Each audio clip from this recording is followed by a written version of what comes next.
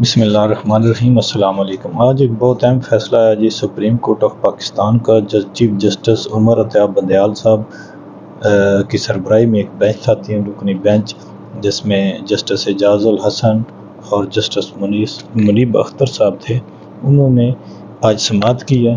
اور election commission کی ایک درخواست سی، نظر ثانی کی درخواست 14 مئی کے الیکشن کے حوالے سے جو تاریخ دی تھی سپریم کورٹ نے، اور الیکشن کمیشن نے اس کو خود سے ہی 8 اکتوبر کر دیا تھا، تو اس کے اوپر سماعت تھی۔ الیکشن کمیشن نے اس کے اوپر نظر ثانی کی درخواست ایک دائر کی تھی جو ہے تاکہ اس کو جو ہے نظر ثانی کی جائے، لیکن سپریم کورٹ نے اس کو سماعت کے بعد خارج کر دیا ہے، اور سپریم کورٹ نے یہ طے کر دیا ہے کہ الیکشن 90 دن کے اندر کرانا یہ آئینی معاملہ ہے، اور اس کو کسی طرح بھی 90 دن سے آگے نہیں لے جایا جا سکتا،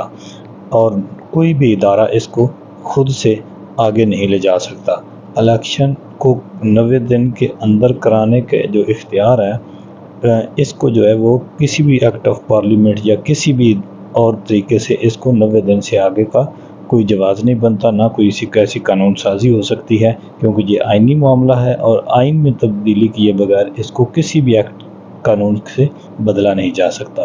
تو 2 ٹوک الفاظ میں سپریم کورٹ نے اس درخواست کو خارج کیا ہے اور الیکشن کا 90 دن کے اندر ہونا بحال رکھا ہے۔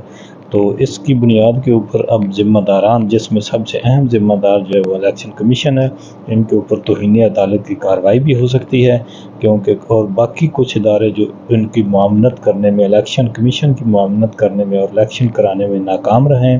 ان کے اوپر بھی کارروائی ہو سکتی ہے۔ دیکھتے ہیں کہ اب آگے کیا ہوتا ہے۔ اللہ حافظ۔